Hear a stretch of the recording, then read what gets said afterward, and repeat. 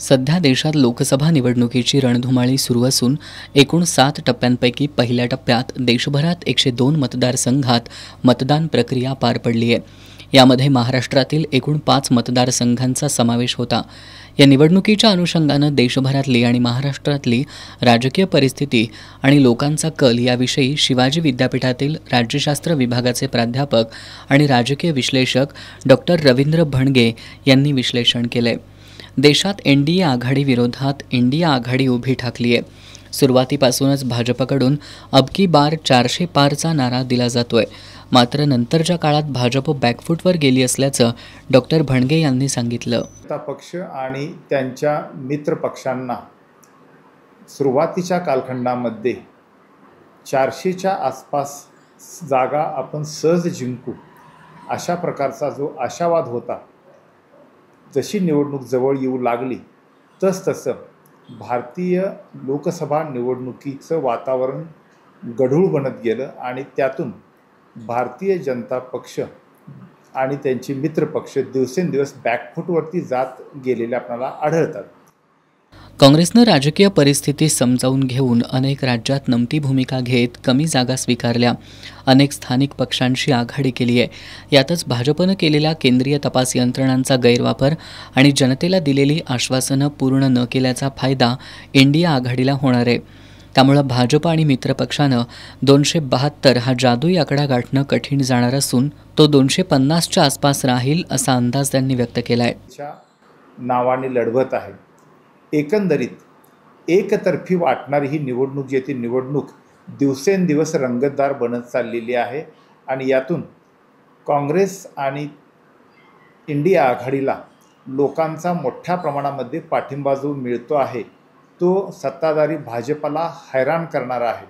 ही निवडणुकामध्ये 2014च्या आणि 2019च्या निवडणुकीमध्ये त्यांनी जनतेला दिलेली जी आश्वासनं जी आहेत त्या आश्वासनापैकी बहुतांश आश्वासनं हे निवडणुकीय जुमला म्हणून त्यांनी जाहीर केलीत आणि त्यामुळे ती आश्वासनं पूर्ण करणं त्यांना कठीण बनत चाललेलं आहे आणि बनलेलं आहे. आणि त्यामुळं आत्ता जर बघितलं तर नेमकं या विरोधी आघाडीने या 2 निवडणुकांमध्ये भाजपनं दिलेली आश्वासनं कशा पद्धतीनं त्यांनी मोडीत काढली, त्यांना कशा पद्धतीनं हरताळ फासला आणि तेच मुद्दे घेऊन ही इंडिया आघाडी इथे आघाडी लोकांच्या समोर गेलेली आहे, जात आहे. आणि त्या यंत्रणांचा झालेला गैरवापर आणि ह्या गैरवापरामुळेही जनमानसातून भाजपची प्रतिमा दिवसेंदिवस कमी होत चाललेली आहे आणि त्यामुळं भाजप बहुमतापर्यंत पोहोचतो की नाही हेच आता आपल्याला पाहायचं आहे. आणि भाजपला बहुमतापर्यंत पोचणं हे जिकिरीचं बनत चाललेलं आहे. निवडणूकचा निकाल लागल्यानंतर आपल्याला ते स्पष्ट होईल की भाजप 272चा जादुई आकडा पार करतोय की नाही आहे. परंतु सध्या हा आकडा पूर्ण करणं कठीण दिसतंय. भारतीय जनता पक्ष हे 250 किंवा त्यांचे मित्रपक्ष 250च्या आसपास थांबतील असं एकंदरीत वातावरण सध्याच्या निवडणुकी विश्लेषणावरून आपल्याला लक्षात येतं. महाराष्ट्रातील राजकीय विश्लेषण करताना त्यांनी एकूण 48 लोकसभा मतदारसंघात दोन्ही आघाड्यांना समान जागा मिळतील असा अंदाज व्यक्त केला आहे. शिवसेना उद्धव बाळासाहेब ठाकरे गट आणि काँग्रेस आणि राष्ट्रवादी शरद पवार गट एकत्र आल्यामुळं विरोधी पक्षाची ताकद निश्चितचपणे वाढलेली आहे.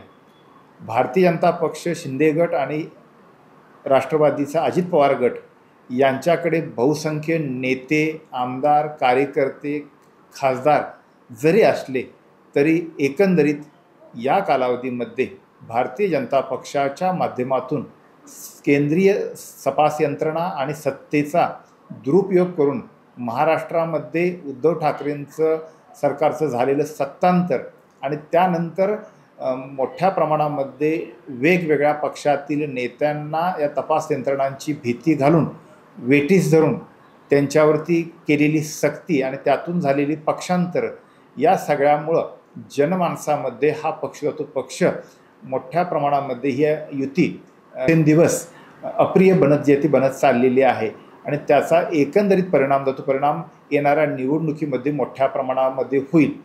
येणाऱ्या निवडणुकीमध्ये एका बाजूला नेते आणि दुसऱ्या बाजूला सर्वसामान्य जनता आणि जनतेचे प्रश्न अशा पद्धतीनं ही निवडणूक होईल असं मला वाटतं.